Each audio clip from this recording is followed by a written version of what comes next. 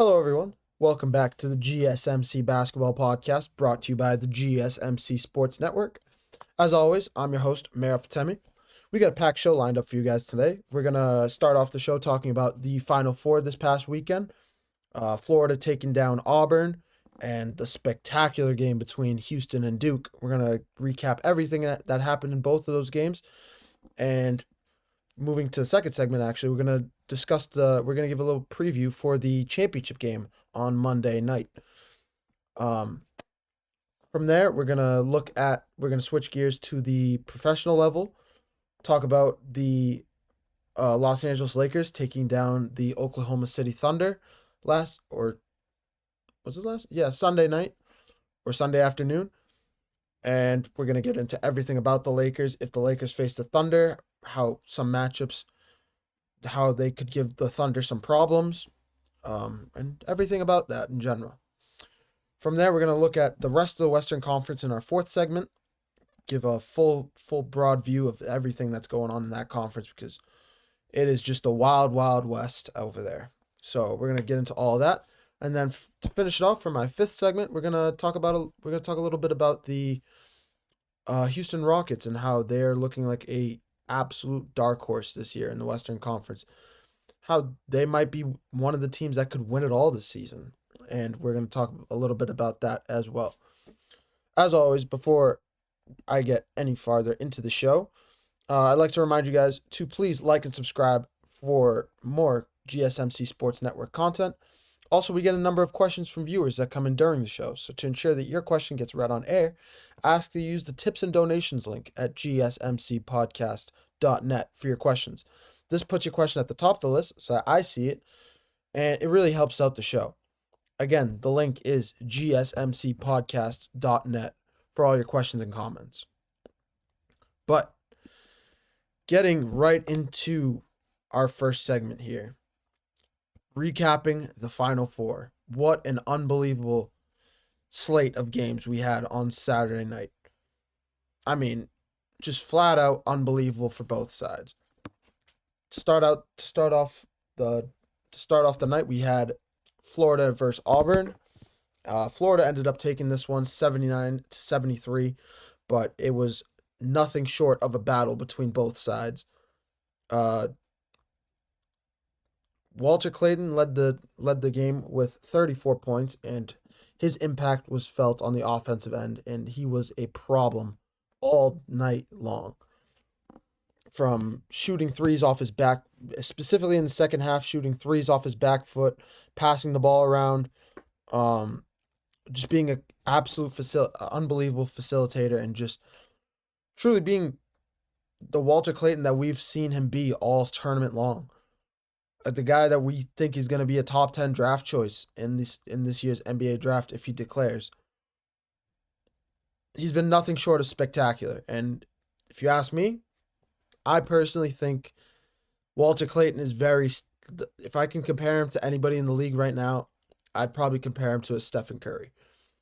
Steph Curry may be a little bit out there, but to kind of put into more perspective, for some of the old heads here, I know some of the new guys weren't watching college basketball as much at the time, but think back to the Kemba Walker days. Think back to how Kemba Walker had a spectacular NCAA tournament when he went on a run to win the national title.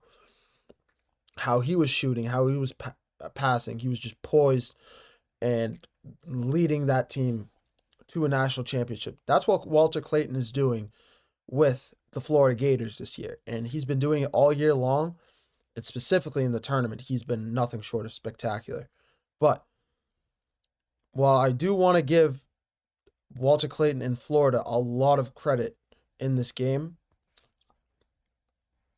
I think it would be a little bit unfair to not point out the woes of Auburn. First off, Johnny Broome finished the game with 15 points and 7 rebounds.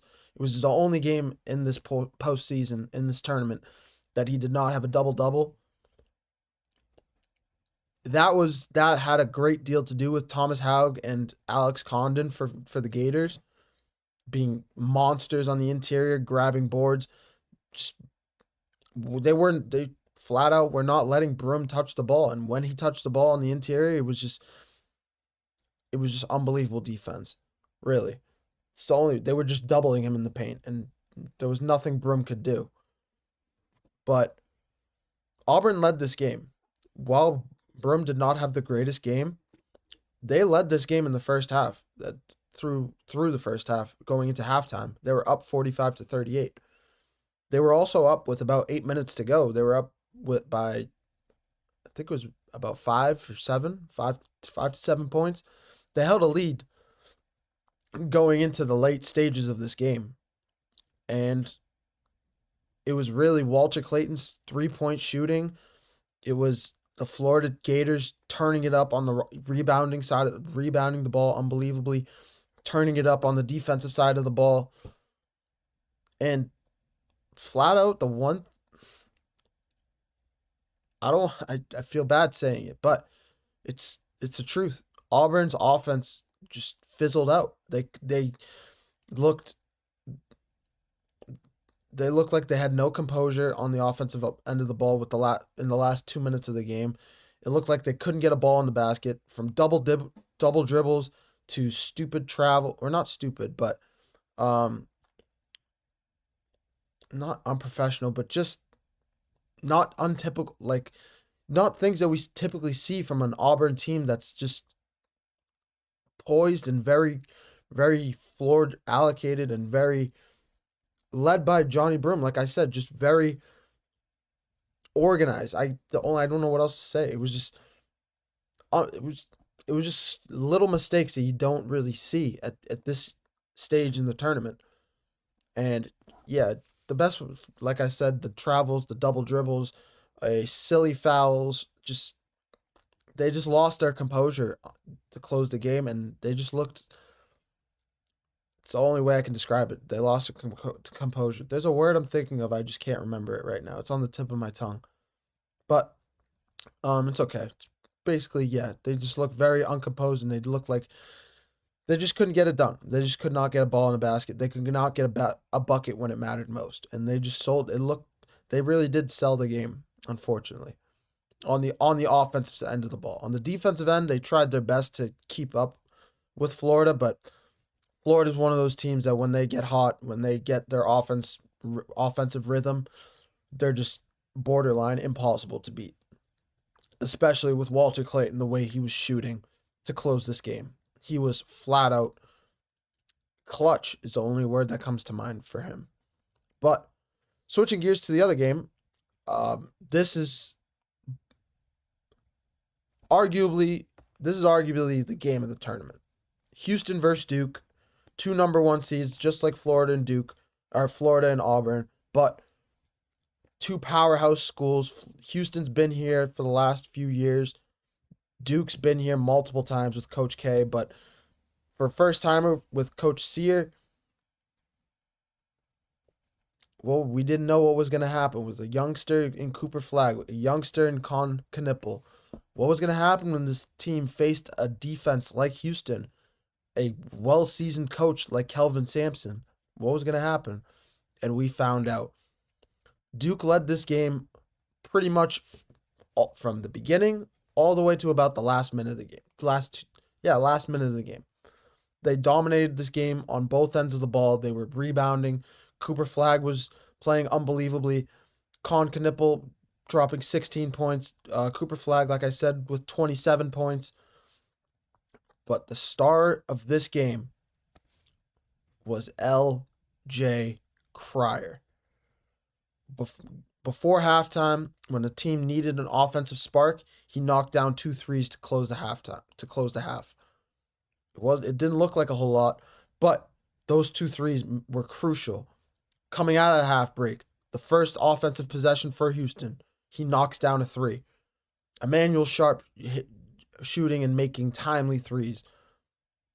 Jawan Roberts being a force in the post, going off for 14 points and 11 rebounds. Cryer finished the game with 26. Emmanuel Sharp finished with 15. I believe it was 15. It was either 15 or 12. I apologize. I can't remember. But, yeah.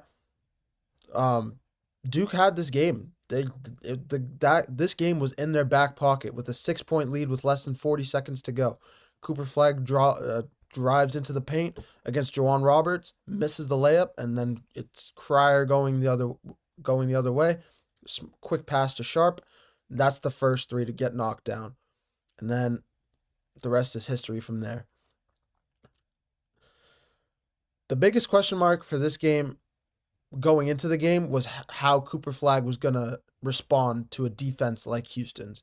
A defense that was stifling, a defense that was aggressive, a defense that's been here, a seasoned defense with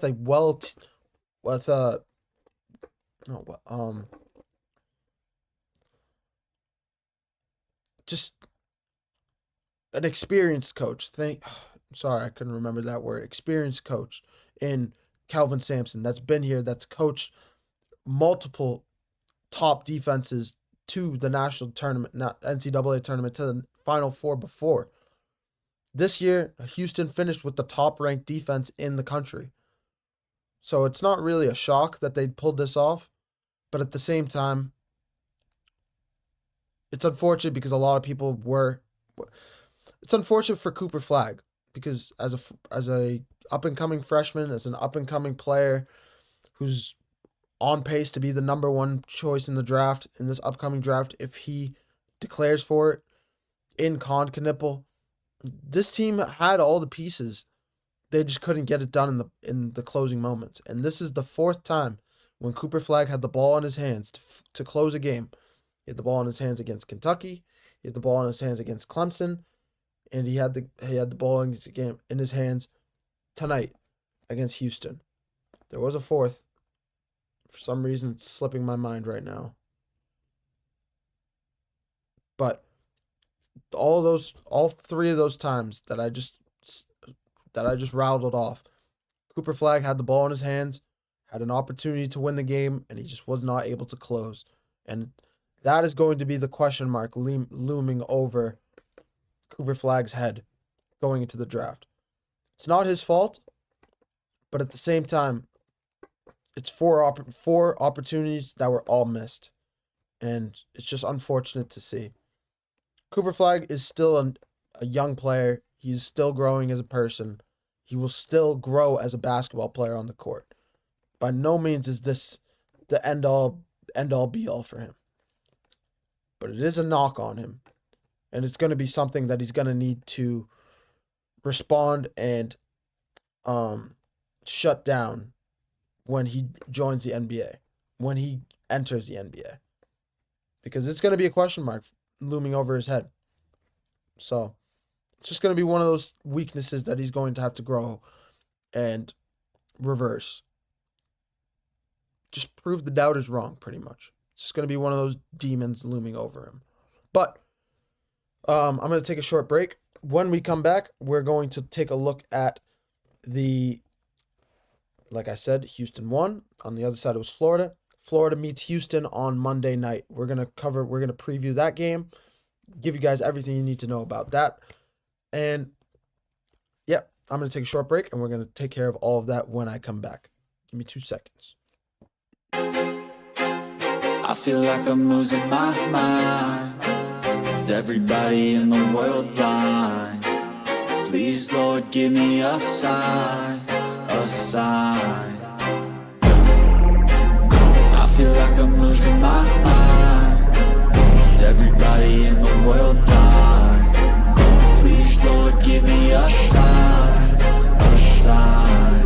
I wanna be the greatest. Everybody on the fake shit. I look around and feel like everybody is the fakest. I make this every day and I'm impatient, hoping one day I blow up from the basement. Statement, the top is so vacant. I don't hear shit that I think is amazing. Waiting for my day when I'm playing sold out shows for 1,000 faces. Hey, give me that crown, get in my way and to be put down. It ain't your place, all this my town. If I want that shit, then I'll get it right now. I'm losing it, the noose it fits. I'm losing shit, a stupid myth. You choose to live or choose to dip. You choose to fight or lose your grip and lose a gift. I feel like I'm losing my mind. Is everybody in the world blind? Please, Lord, give me a sign, a sign. I feel like I'm losing my mind. Is everybody in the world blind? Hello, everyone. Welcome back to the GSMC Basketball Podcast, brought to you by the GSMC Sports Network. I'm your host, as always, Merab Fatemi. In this segment, we're gonna take a look at we're gonna give a little preview on the national championship game this evening on Monday night. Some of the keys to the game, how the game could shape out, and just strengths and weaknesses of both teams. So we'll get into everything about that. As always, before I get started, I'd like to remind you guys to please like and follow the show for more GSMC Sports Network content. Also, we get a number of questions from viewers that come in during the show, so to ensure that your question gets read on air, I ask that you use the tips and donations link at gsmcpodcast.net for your questions. This puts your question to the top of the list so that I see it, and it also really helps out the show. Again, the link is gsmcpodcast.net for all your questions and comments. And everything is greatly appreciated, as always. You guys build the show. You guys let us know what to talk about. And your input is greatly appreciated, as always. So, getting right into it again. Battle of one seeds for the national championship game. Florida, Houston, LJ Cryer, Walter Clayton Jr., who's going to win that battle? Who's going to win these matchups? Because this is it. This is what we waited for since mid to the end of March. For the last 3-4 weeks, we've been watching the March Madness tournament unfold, and it has been nothing short of a privilege to watch because every game has been unbelievable this year. While it hasn't been as much of a underdog season, much of an underdogs tournament, we've seen the best basketball of the season played here. We've seen the best teams make it, and these are the two best teams left in the country between Florida and Houston. Two teams that have not played each other this season, two teams that are not very familiar with each other. Obviously, Houston going for their first national championship not appearance, but first national trying to capture their first national championship ever. Florida been here before, but it's been about a decade plus since they've been here. So obviously there's two guys here like on the screen in Walter Clayton and LJ Cryer trying to build a name for each other, trying to build a name for themselves, and they have their work cut out for them this weekend or on Monday night. Starting with Houston's defense, yes, like I said in the last segment, Houston has averaged the best defensive ranking in the country this season. And it's absolutely deserved. It's well deserved. Holding Duke to the 70 points last game, coming back from a deficit the way they did, it was all about their defense, all about the pressure that they put on the ball, on Cooper Flagg, on Con Knipple. And if they hadn't put that pressure on, if they had not lived up to that standard that they have been doing so all season long, Duke would have won that game. Duke probably would have won that game against anybody else this season. But Houston's defense was just too stifling. It was just too good. That combination with LJ Cryer shooting, with Emmanuel Sharp shooting, was crucial late in that game for the Cougars to pull that out. In this game, it is going to be just as essential, if not more, against a team with a Walter Clayton Jr. who's an absolute sniper, shot maker. It's going to be crucial for the defense. Well, in the interior, it's going to be about Alex Condon and Thomas Haug trying to figure out how to defend Juwan Roberts. Juwan Roberts has been a tank all season long, and outside of that game against Arkansas, when he got 2 quick fouls to start that game, it's really been Juwan Roberts has been a star on this team, and he's played a pivotal role for this team to get here. And in the game against Duke, he was crucial in a double-double performance, but he's going to be even more so. And Alex Condon and Thomas Howard may have been able to stop Cooper Flagg, or not Cooper Flagg, excuse me, Johnny Broome. But John Roberts is bigger. Johnny Broome might be more skillful. He might be more of like a Karl Anthony Towns, Rudy Gobert kind of build, where he's more skillful with the ball. But Juwan Roberts is more like a Jokic or a Shaq, a Shaquille O'Neal in the post, in the interior, where he's just pure muscle and it's just force battling against force and strength. So it's gonna be interesting to see that matchup, and it's gonna be crucial. The biggest matchup, like I said though, is the Florida offense against that Houston defense. Walter Clayton Jr., like I said, is an absolute shot maker. He's a marksman. He's been so all season long, especially in this tournament. He's had highlight play after highlight play, and it's been nothing short of unbelievable to watch him play these last few weeks specifically. Like I said, it's very similar to Steph Curry, the way Steph Curry's been playing. I'm trying to think. I think they played, yes, they played Michigan State to close out the Elite Eight, the Sweet 16. I'm trying to make sure, fact check myself in my head. And yes, and Walter Clayton had his fingerprints all over that game, running around, facilitating the offense. The offense was running through him with the ball in his hands, creating his own shot. That is the biggest thing with Walter Clayton Jr. His ability to create his own shot is nothing short of special. His quick release, his fall away, his movement on the court with the ball out of his hands, the movement with the ball in his hands, his ability to pass. He has it all. He has all of the qualities you need out of a quality star point guard, budding star of a point guard. Walter Clayton has all the attributes. And this is his last game. This could be his last game in college, but we are all ready to see him in the National Basketball Association. We cannot wait for him to come in, and he's going to be a difference maker for whoever drafts him, if he declares for the NBA draft, of course. But it's just going to be very interesting to see Clayton versus Cryer and Sharp, because those two sides are going to be shooting back and forth. Houston takes a lot of threes. Florida takes a lot of threes. Not as much as Houston. Houston relies on it a little bit more, but Clayton, like I said, uses it, and it's just going to be a game of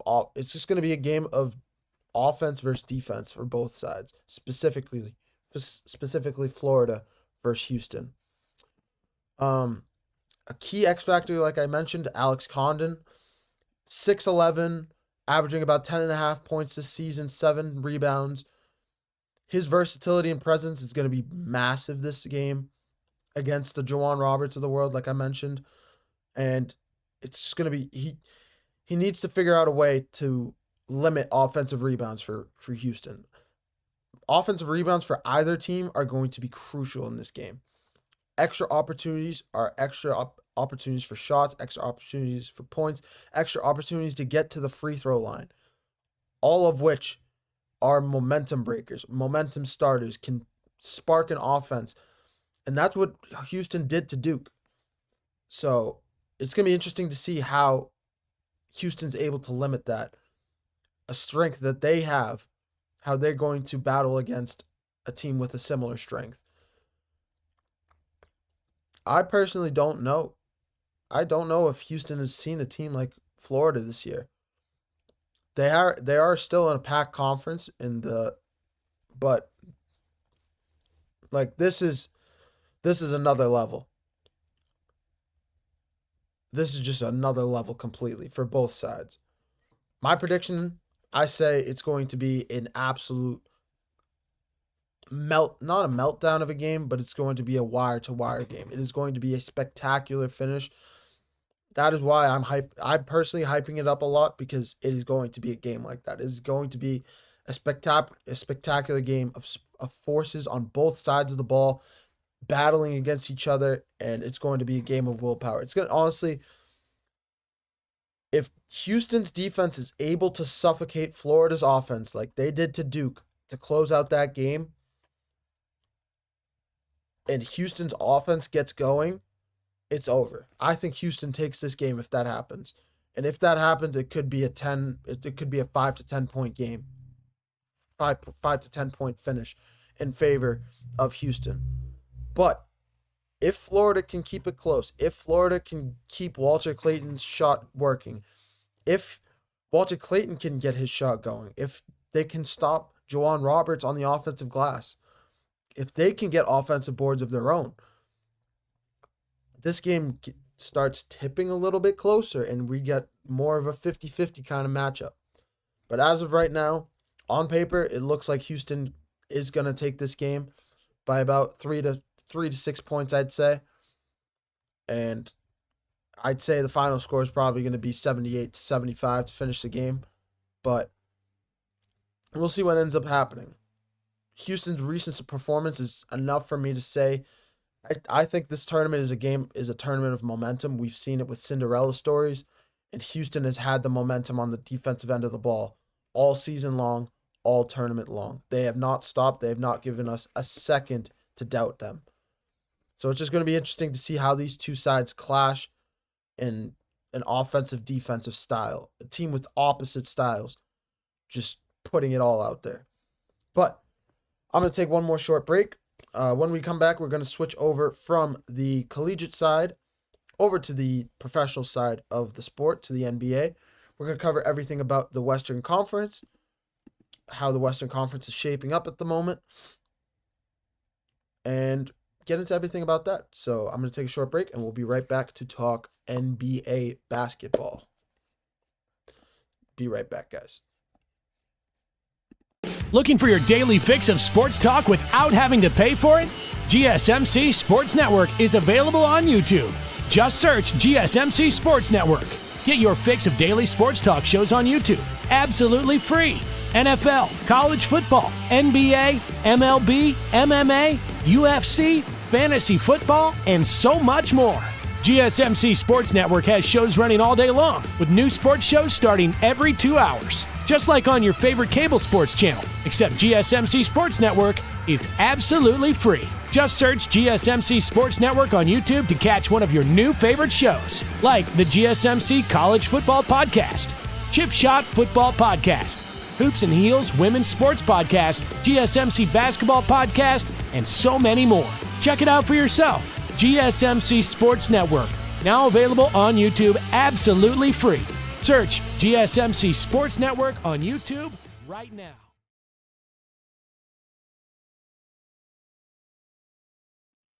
Hello, everyone. Welcome back to the GSMC Basketball Podcast, brought to you by the GSMC Sports Network. As always, I'm your host, Merab Fatemi. In this third segment, we're going to tackle the Western Conference. 1 week left to go in the NBA regular season. Unbelievable how fast time has flown this year. What a regular season it's been, and what a NBA playoff we have in slate. Come April 15th, when the play-in tournament begins. Just trying to get this up here really quick. Yep. These are the current standings right now. If the playoffs were to start today, this is what it would look like. We have the Thunder facing the 8th seed, whoever that will be, between Kings, Mavericks, whoever wins that game, and then the losers of the Grizzlies and Timberwolves. The Rockets currently locked into the 2 seed here. We'll get into them later in the show because we have a lot to talk about them. They've been spectacular all season long, continuing to prove all the doubters wrong with a crazy last 5 games, playing against the Thunder, the Lakers, the Nuggets twice, the Clippers. All 5 of their last 5 games are absolutely abysmal in terms of strength of schedule. I just wanted to pull it up here. They faced the Thunder on Friday night, faced the Warriors, won both of those games in spectacular fashion. We'll get into all that. But to finish the season, they got to play the Clippers, the Lakers, and the Nuggets in 3 matchups that will be unbelievable. And while they are unbelievable, Do not get me wrong. They're going to be great matchups. The Rockets have also pretty much locked up the 2 seed with a 3-game lead over the Lakers. They do have to play the Lakers one more time, like I said, but it's basically a foregone conclusion. Unless the Lakers can win out and the Rockets lose out, they pretty much have the 2 seed locked up to face the winner of the Timberwolves and Grizzlies, or whoever ends up in that 7 and 8 seed matchup. Moving on. This is when things get a little bit interesting. From 3 through 8. I have talked about it a little bit on the show these last few weeks, but the Lakers currently sitting at 3rd place with a 1-game lead over the Nuggets in 4th. We'll get to them in a second, but the Lakers just beating the Thunder. We'll get into that in the next segment as well, but they have looked unbelievable. There is one bit of concern that I've had with them over the last 2 weeks or so, and we'll get into that in the next segment, but they have looked unbelievable offensively. Austin Reeves has played out of his mind. And there's an argument to be made that LeBron James is the 3rd best player on this team, that Austin Reeves is better than him so far this year. With how Austin Reeves has contributed off in the starting lineup, from the 3-point line improvement to the shot making to the defense, he's been unbelievable all year. And we'll get into a little more about them in the next segment, like I said. Then we move to the Nuggets, honestly, from 4 through 8. I had to listen to Brian Windhorst this morning talk about this, and I had to quote it from him. But if the season ended today, if the Nuggets are currently have one more win than the rest of these teams between 5 through 7. They're 47 and 32. They have one more game played than all the other teams at 46 and 32. But if this all computes correctly, if this stays as a tie, none of these teams face each other for the rest of the season. So it is very possible that the Clippers, the Warriors, and the Timberwolves can all end up tied with one another. The only team that they face in this list is the Grizzlies. And I believe they have the season series win. They have the season series lead over them.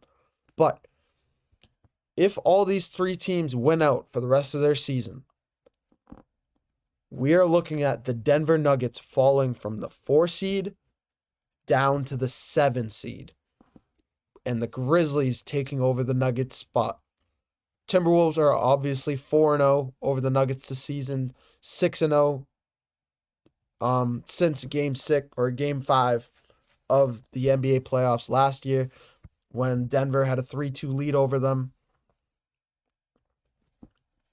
It's unbelievable to see. The Nuggets, who have been a juggernaut all year, Jokic, who is arguably the MVP, and this is the one thing that we hold against Jokic. The one thing that puts Shai over Jokic, and that is the record and the success in the regular season so far. I'm not saying that Jokic doesn't care, or that the team doesn't care as much. But it has been a topic of discussion, and it's very interesting to see. It's going to be very interesting to see how this last week plays out. But from there, we look over to the Clippers. The Clippers have been hot all year long, or not all year long, but since the beginning of March, really, since Kawhi Leonard came back into the lineup. Kawhi Leonard, who is known for being injury prone. Kawhi Leonard, who does have a rough injury history, but it's the same Kawhi Leonard that is absolutely balling out right now. Him and James Harden, who are playing spectacular basketball as a duo on both ends of the ball. James Harden doesn't play as much defense, but on the offensive end, they're playing as a duo comparable to the Nuggets, comparable to the Lakers, comparable to the Celtics with the Jason Tatum, Jaylen Browns of the world. The top duos of the NBA, Kawhi and James Harden have found their name in that conversation somehow over the last month and a half of the season. And they're one of the hottest teams in the NBA, and they're going to be if Kawhi is healthy in the playoffs this year, there is a world where the Clippers can make it to the Western Conference Finals and beyond. There is absolutely a world where that happens. So that is all I'm going to say about that for now. It's not set in stone. It is absolutely depending on Kawhi Leonard's health. If Kawhi is not healthy, this team, in my opinion, does not make it out of the first round in this loaded Western Conference this year. But if he is healthy, they can knock off one of the top teams in the Western Conference. But from there, we're going to jump over to the Warriors. The Warriors led by Steph Curry, Jimmy Butler, Draymond Green, the same Warriors that were 25-26 before the trade deadline, before they acquired Jimmy Butler. The same Warriors team that is now 19-2, or 19-3, excuse me, because of the loss to the Rockets this past weekend, but 19-3 with 20-3 with Jimmy Butler in the lineup. Jimmy Butler and Steph Curry playing together in the lineup. This Warriors team is deep. Brandon Podziemski is playing unbelievably right now on the offensive end of the ball.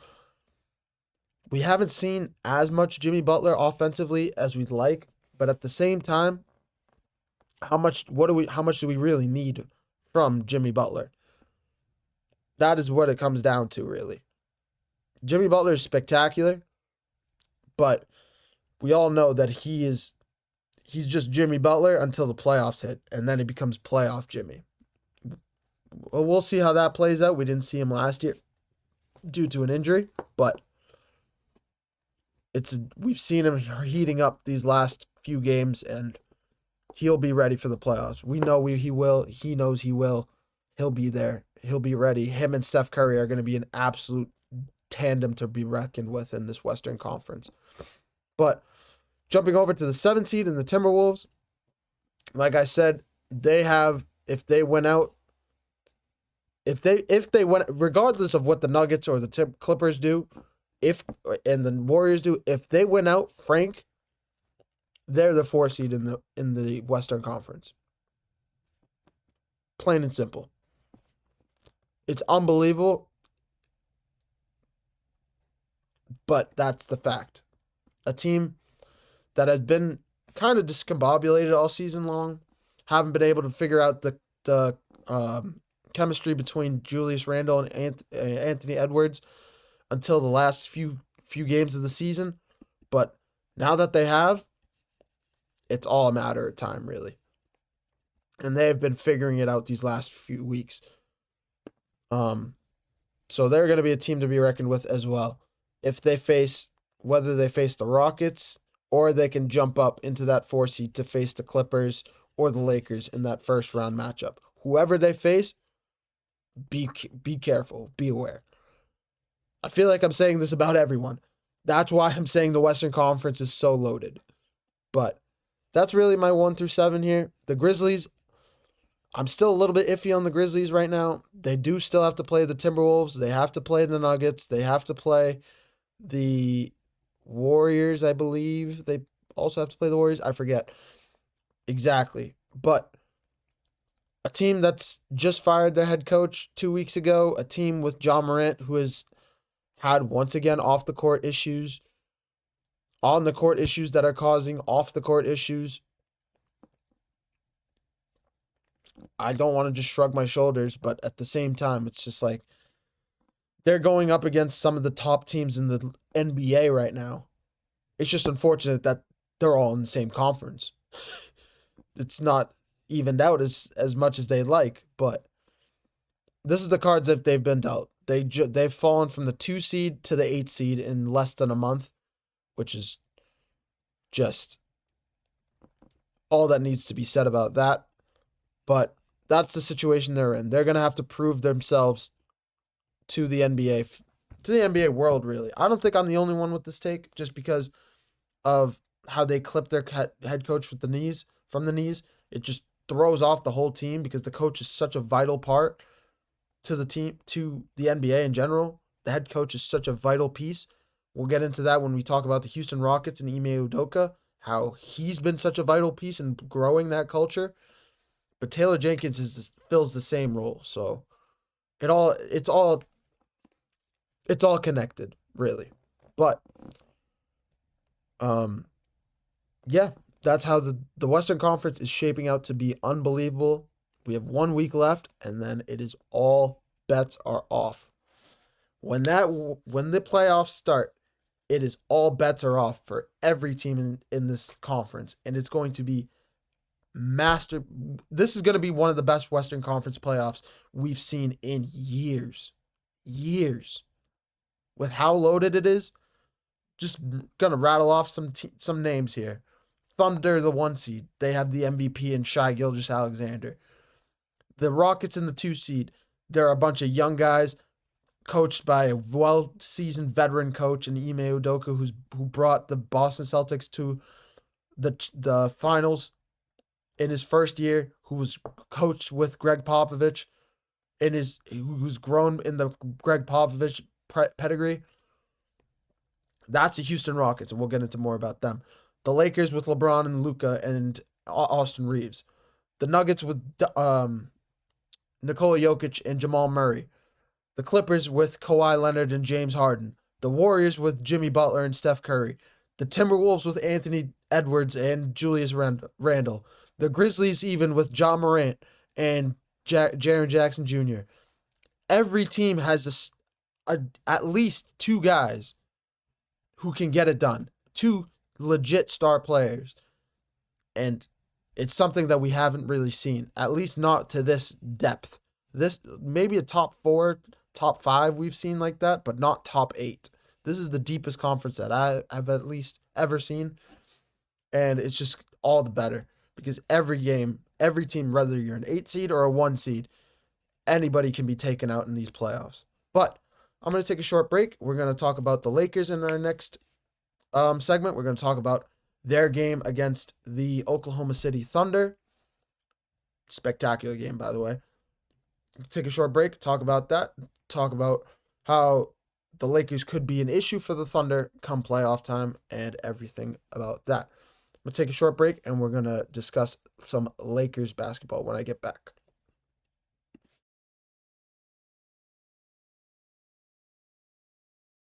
For the best and latest podcasts available anywhere, go to the podcast app on your cell phone and type in GSMC to access free content-rich podcasts on health and wellness, book reviews, sports, entertainment, relationships, social media, movies, technology, finance, and even weird news. Subscribe and download the GSMC Podcast Network's family of shows, available everywhere podcasts are found.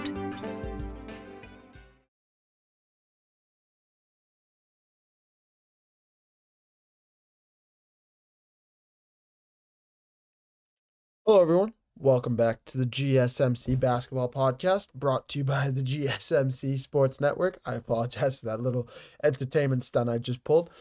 Getting right back into the action, we're going to take a look at the Los Angeles Lakers and the Oklahoma City Thunder. They squared off on Sunday night in what was an unbelievable matchup, really.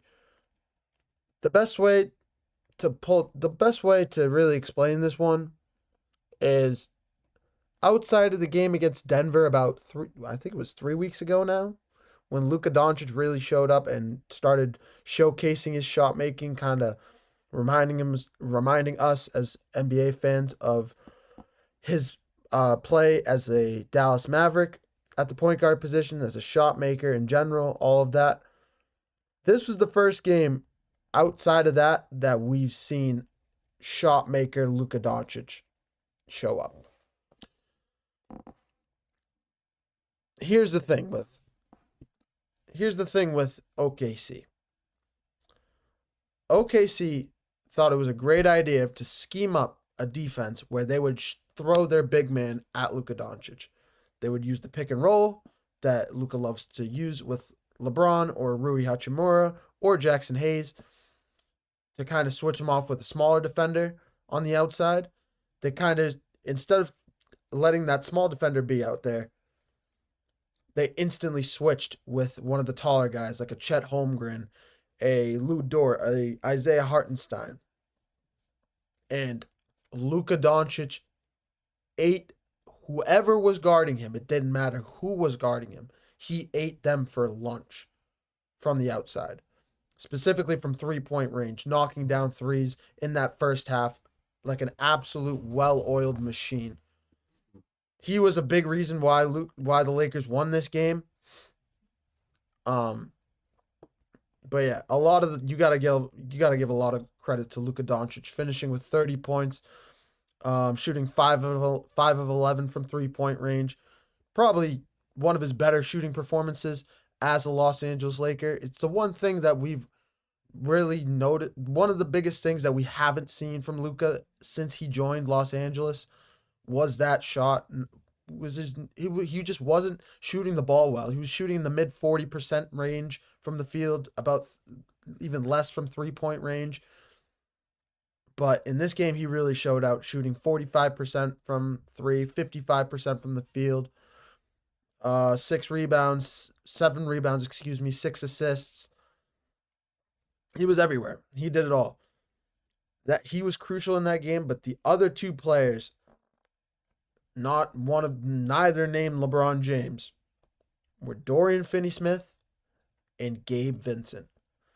Two players that recently we lamented how the Lakers bench played so poorly against the Golden State Warriors when the starters for the Lakers scored, I think it was 109 of the Lakers' 116 points, and the bench only scored 7.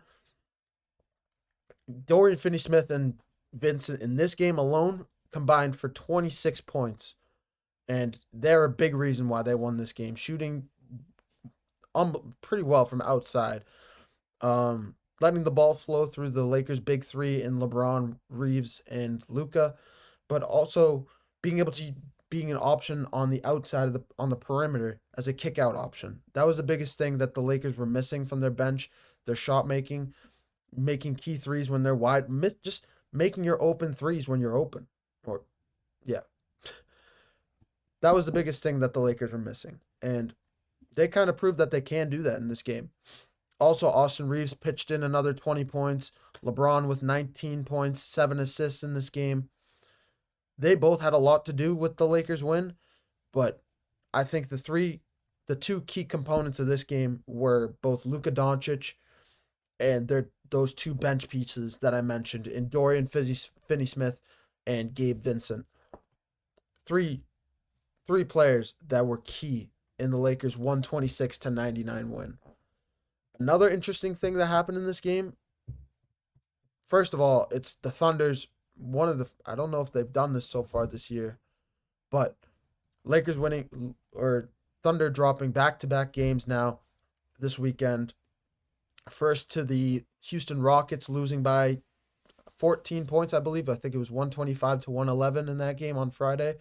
And then Sunday night, obviously, losing to the Lakers. Shai had 0 free throws in this game. A key issue, a thing to worry about is really the biggest way to call it. Is the easiest thing to call it. Yeah, we know Shai is unbelievable. He's been unbelievable all year long. I think he has the 4th highest points per, 4th highest total points if you take out free throws in the league so far this year. He's been a machine, flat out. It's really multiple 50-point games, multiple 40-point games. We know what he means to this team. We know how he facilitates the offense, how he sparks the offense. In a way, like the only person I can really think of similar to him is Steph Curry, the way he can spark that offense from 3-point range. Shai does that from his mid-range game, from his ability to get to the free throw line, all of that. He plays a vital role for this team. But do the Lakers really have Shai Gilgeous' number? Do they have the key to stopping this Thunder's offense? It could be a little bit of an aberration because of the way that Luka shot the ball, the way that they were scheming their defense to guard Luka. But it also could be it also could be a preview to what to expect. This is the first time we've seen the Thunder square off against the Lakers since the Luka Doncic trade, and we'll see this matchup again on Tuesday night, tomorrow night, and that is going to be a massive game. It's going to be interesting to see how the Thunder respond, dropping 2 in a row. Will they drop 3 in a row, 2 in a row to a team that they might see in the conference finals, a team that they could see in the second round if the Lakers fall in the standings? There's a lot that can happen here, and it's flat out. It's the only way. It's the only way to say it. Every game is just so crucial. Every game is a playoff preview now in the Western Conference, especially these little interconference matchups. Every game is crucial. Jalen Williams is a baller for the Thunder. Shai can ball. Chet Holmgren is a beast in the post. Lou Dort is a monster on the perimeter as a defender. Hartenstein is a great 4 to match up with, or 4 or 5 to match up with Chet Holmgren when they play together on the court at the same time. Cason Wallace, Alex Caruso, they're deep. This is a deep team that can go 8-man rotation in the playoffs, 7-man rotation in the playoffs, and still be okay. They don't have to worry about being thin off the bench like a team that the Lakers will be a little bit more worried, or a team like the Clippers who are a little bit more worried. Thunder don't have that worry, and that is a big advantage that they have. But like I said, Lakers taking out the Thunder. They're gonna play each other again on Tuesday night. Like I said, I just don't know what's gonna happen.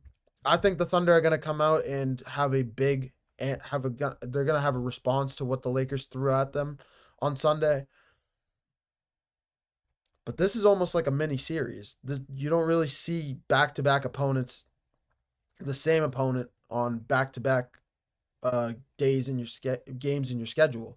It rarely happens, especially at this time in the season, especially in a team against the Thunder that you might see in the playoffs. So this is like a mini playoff preview series, so to speak. And if these two teams square off, they're going to use this footage, this film, to kind of figure out what's next, figure out how to scheme up for their next game. Anyways, another thing, one last thing I want to point out about the Lakers that I have been pretty worried about these last 2 weeks. I mentioned it at the top of the show. The Lakers defense has been flat out below average, honestly, since LeBron has come back into the lineup. They're currently 27th, I believe, in defensive rating. They just have not played very well from that side of the ball. They did hold OKC to 99 total points, but it's just tough to win games when you have when you have a defensive rating that high, especially in the playoffs, especially when the game slows down. You're having trouble right now when the game is fast. What are you going to do when the game slows down, when players create their own shot, when they scheme players open, all of this is crucial. So every game is crucial, and they really need to figure out how to turn up the heat on that end of the ball, because defense, there is a saying, the saying defense wins you championships there is a reason for that. So it's just going to be interesting to see how they've pulled that together to close out the season, and if they can get hot on that side of the ball before the playoffs start and in the playoffs in general. But I'm going to take one last short break. When we come back, we're going to tackle the Houston Rockets, a absolutely smoldering, smoking hot Houston Rockets team in the 2 seed of the Western Conference. We're going to cover everything about them, how they look coming up in their last week, how they look coming into the playoffs starting in 2 weeks, because the play-in starts, I think, in about a week and a half now. Probably another 3 to 5 days, honestly, between the play-in tournament and the beginning of the playoffs. We'll talk about everything Houston Rockets related, because they are so interesting to talk about, and I love this team. how are they going to be dark horses when the playoffs start? I'm going to take one last short break, and we're going to come back and talk about them. Be right back, guys.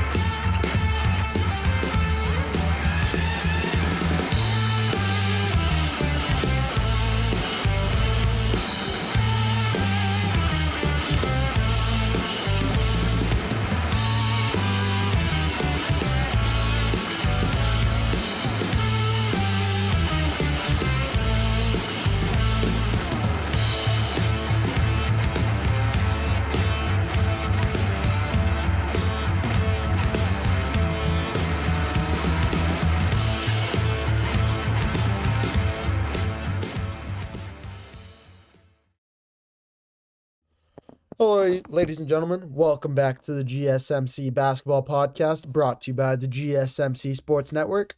As always, I'm your host, Mayor Fatemi. For this last segment, to close out the show, we're going to talk about the Houston Rockets.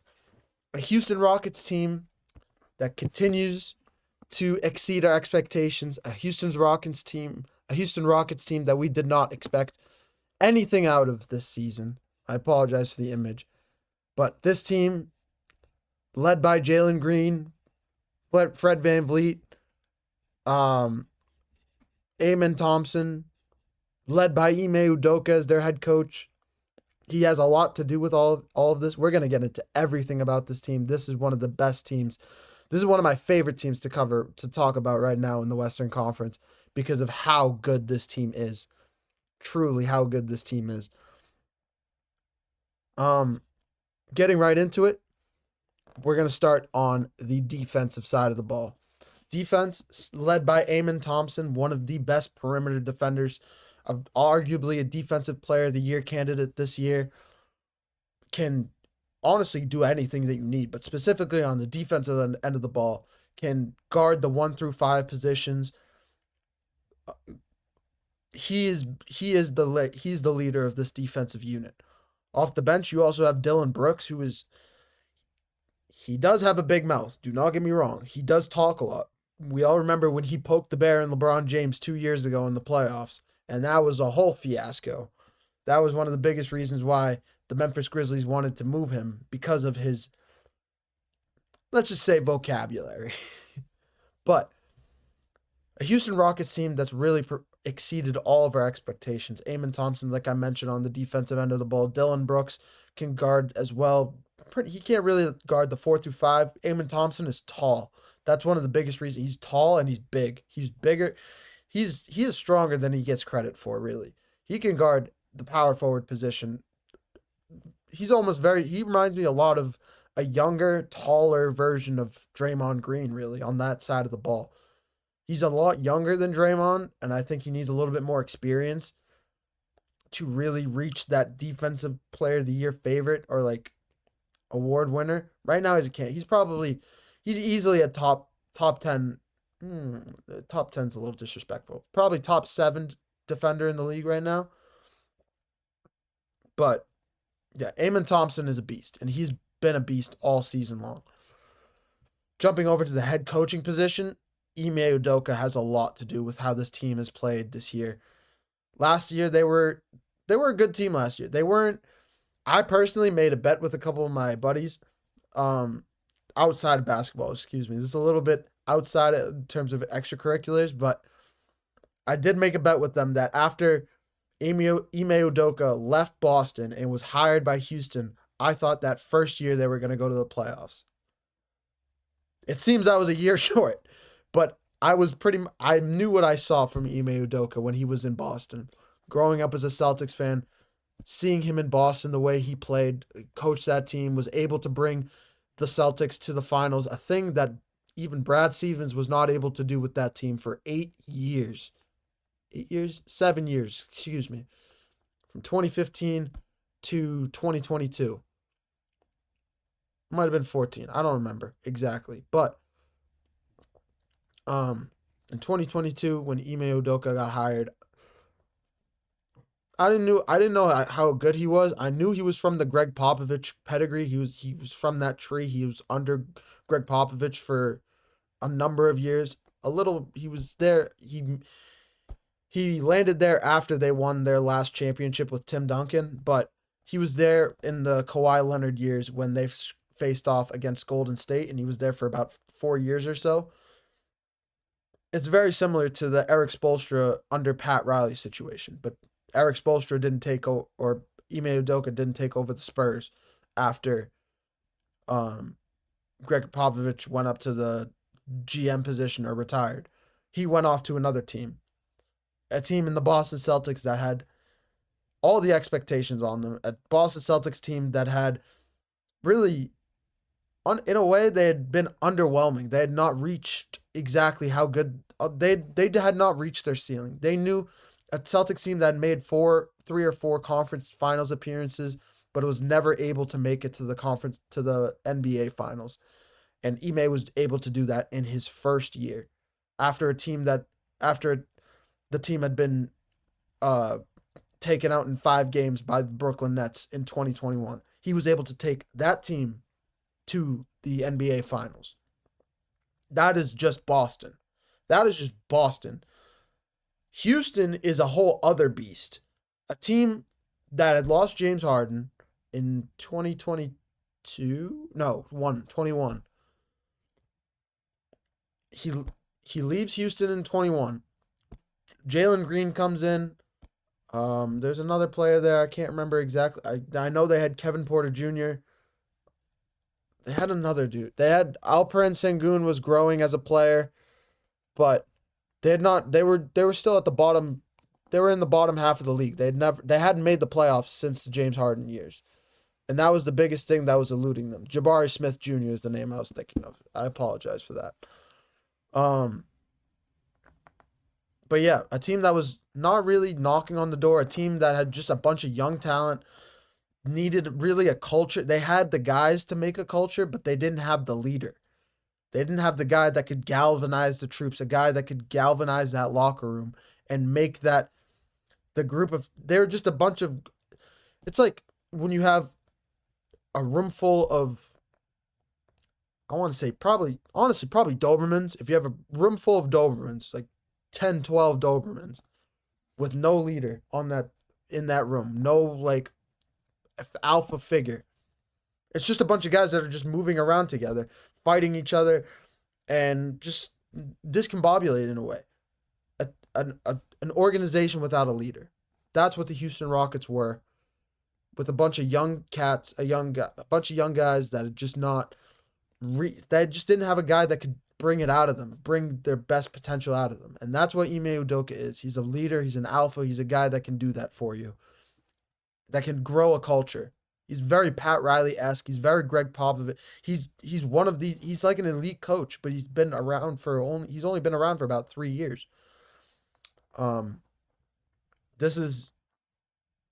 He's been around for 4 years. He wasn't coaching for 1 year. So, yeah. But a coach that really has everything to prove. This is going to be his first playoffs since being in Boston. And Houston has absolutely showed out. Jabari Smith Jr. is easily a number 2. Jalen Green is the number 1 on this team. A sneaky number 1 on this team. A sneaky, young, growing superstar that a lot of people are not talking about. If he has a great playoffs and can really put his name on the map, if Houston can go on a run, Houston just really reminds me of a young Boston Celtics team. Like a 2017, 2016. Even if you want to go a little bit later than that. I wouldn't go later than that. But the 2017 squad, without Isaiah Thomas, without just a bunch of young guys that didn't really, they were just gritty. They had everything. They had nothing to lose, but they had everything to gain. And that's exactly how it feels with Houston. Houston right now, like I said, the 2 seed at 52-28 as their record. Only 3 games to go in the regular season, albeit at 3 against playoff level teams, like I mentioned earlier in the show. They face the Clippers, Lakers, and Nuggets to close out the season, and they've pretty much locked up the 2 seed. It's like 95%. Unless they lose all of their games coming up and the Lakers can win out, they have locked up the 2 seed. That is the only way that the Rockets can fall out of that 2 spot.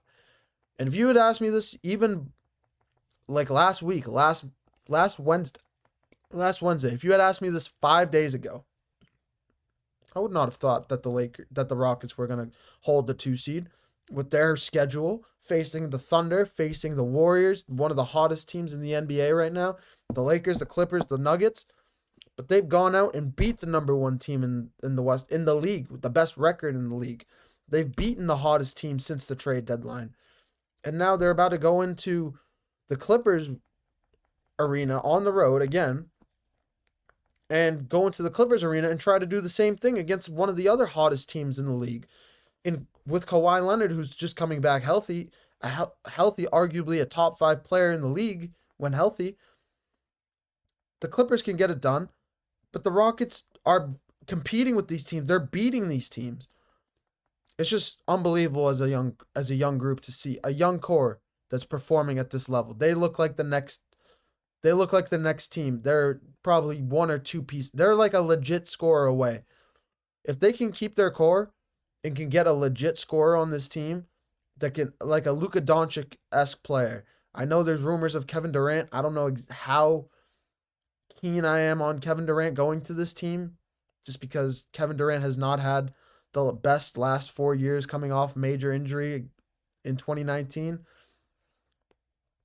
But if they can get a Devin Booker, if they can get a Ja Morant, maybe, I don't know. Like, they just need a legit guy on this team, a legit scorer that can go out there and get a basket, that can match up with the other top scorers in the Western Conference, top scorers in the league, period, and can match up and get a bucket. Alperen Sengun is going to be another X factor for this team and come playoff time. He's really growing as a center. He's been there for the last 6 years or so, really growing quietly, very quietly growing. I didn't hear about him until about 2022, but I've watched him and I've noticed he's slowly growing into a great player. And right now he's averaging a double-double right now in points and rebounds. So he's a beast. He's like Ivica Zubac in a way, but he has more of an offensive game than Zubac does. Zubac is just tall to grab rebounds and just go up for putback layups and dunks and act as a tower in the interior. Sengun is more dynamic, I feel like, and can do more things for you. He's more athletic. He's more athleticism, and that's what differentiates him with Zubac. But yeah, the Houston Rockets really just control their own destiny and can prove a lot of people wrong come playoff time in a week and a half. But on that note, unfortunately, I gotta end this show off for the day. It was a great show as always. Starting off talking about the Final Four, talking about the NCAA championship game happening tonight. It's actually happening right now as we speak. It's in the first half. We also talked about the Western Conference playoffs starting up in about a week. We talked about the Lakers. We talked about the Rockets. The collegiate world may be coming to a close in terms of their playoff tournament, but the NBA's is just getting started. And please let me tell you, these NBA playoffs, I stressed this earlier in the show, these NBA playoffs are going to be some of the best of all time, I think. And especially in the Western Conference, with how deep every team is, with how deep the conference is, how loaded every team is, how every team has a chance. That's why it's so interesting to watch. Every team has a chance right now, and every game feels like a playoff preview in the regular season to close out the season. So it's going to be a wild last week, and then we're going to get right into playoff basketball starting next week. But I'd like to thank you guys for tuning into the GSMC Basketball Podcast, as always, presented by the GSMC Sports Network. Your support means a lot to us, so please remember to subscribe to the show and leave a positive review. It really does make a difference. Seriously, it makes a much bigger difference than you guys would think. We also invite you to follow us on Facebook, TikTok, Twitter, and Instagram for more content and updates. Thank you once again. I'm your host, Meir Patemi. I hope you guys have a wonderful rest of your nights. It's been a privilege speaking to you guys again, and see you guys tomorrow. Talk to you guys more tomorrow. Hope you guys have a great rest of your nights again. Bye-bye for now.